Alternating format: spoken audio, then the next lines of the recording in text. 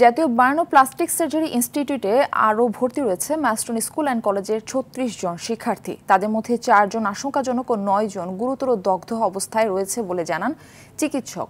তাদের চিকিৎসা সেবায় যৌথভাবে কাজ করছে ভারত, চীন ও সিঙ্গাপুরের বিশেষজ্ঞ দল। এদিকে সুস্থ হওয়ায় গত শনিবার ২ শিক্ষার্থীকে হাসপাতাল থেকে রিলিজ দেওয়া হয়েছে। আগামী সপ্তাহে আরও ১০ জনকে ধারাবাহিকভাবে রিলিজ দেওয়া হবে বলে জানান চিকিৎসক।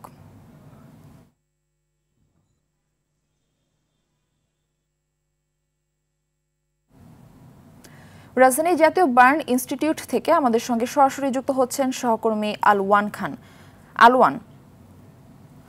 আলওয়ান জানাবেন যে ৪ জন শিক্ষার্থীর অবস্থা আশঙ্কাজনক, তাদের সর্বশেষ অবস্থা কি?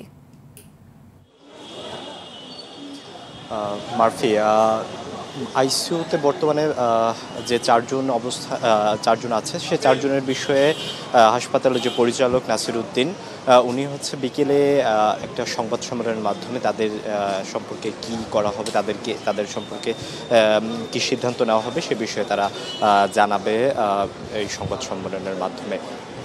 আপনি যেমনটি বলছিলেন যে প্রায় ৩৬ জন বর্তমানে এই বার্ন ইনস্টিটিউটে চিকিৎসাধীন অবস্থায় রয়েছে।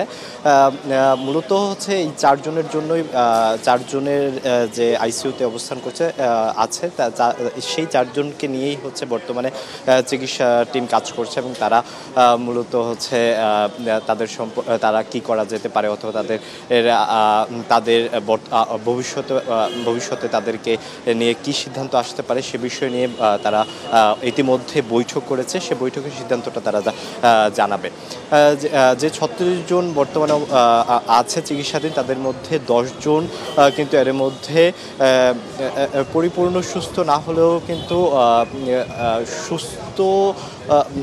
সুস্থ একদম 90% সুস্থ এরকমটা বলা যায় এবং তাদেরকে এই সপ্তাহের মধ্যে তাদেরকে রিলিজ দেওয়া হবে বলেও জানিয়েছে হাসপাতাল কর্তৃপক্ষ।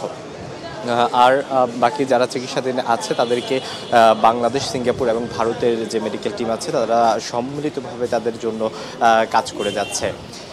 মারফি, এই ছিল আপনি আমাদের সঙ্গেই থাকুন, পরবর্তী সংবাদে আপনার সাথে আমরা আবার যোগাযোগ করব।